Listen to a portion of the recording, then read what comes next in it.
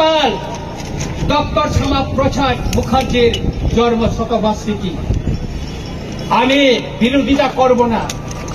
মাননীয় মুখ্যমন্ত্রী মহোদয় দীর্ঘদিনের আমাদের রাস আমল থেকে সেই জমি, সেটা ছিল লাল মহল ছিল, রাস আমলে এটা ট্রেজারি ছিল, সেটা বামফ্রন্ট আমলে সেই জমিটাকে দখল করে সেখানে টাউন হল করা হয়েছে। আমরা বিরোধিতা করিনি, টাউন হল থাকুক, আমরা বিরোধিতা করিনি।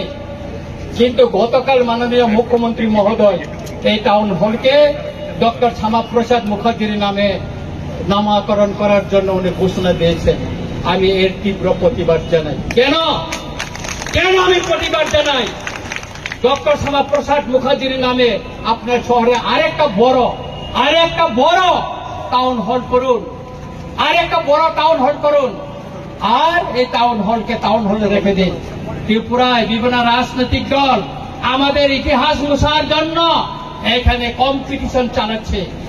সেই কংগ্রেসের আমলে এই যে বর্তমানে যে আইজিএম, এটা বিএম যে হসপিটাল, ভিক্টোরিয়া মেমোরিয়াল হসপিটালকে সেটা আইজিএম করা হয়েছে। এই যে সুকান্ত একাডেমি, এই সুকান্ত একাডেমি কি ছিল? এটা দরবার হল ছিল, দরবার। এটাকে এখন সুকান্ত একাডেমি করা হয়েছিল। এখানে আগে দরবার হল ছিল। এইভাবে ত্রিপুরার ইতিহাসকে মুছে যাওয়ার জন্য সে আস্তবলকে স্বামী বিবেকানন্দ ময়দান ঘোষণা করা হয়েছে।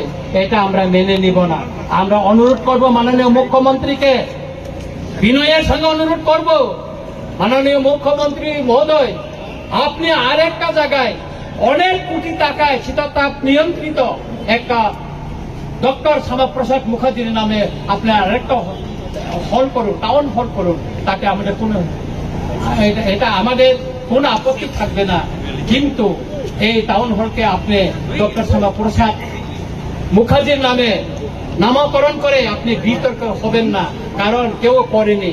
আমি ধন্যবাদ দিতে চাই আমাদের প্রাক্তন মুখ্যমন্ত্রী বিপ্লব দেবজিকে। তিনি থাকাকালীন আমাদের বরমুড়াকে হাতাইকত,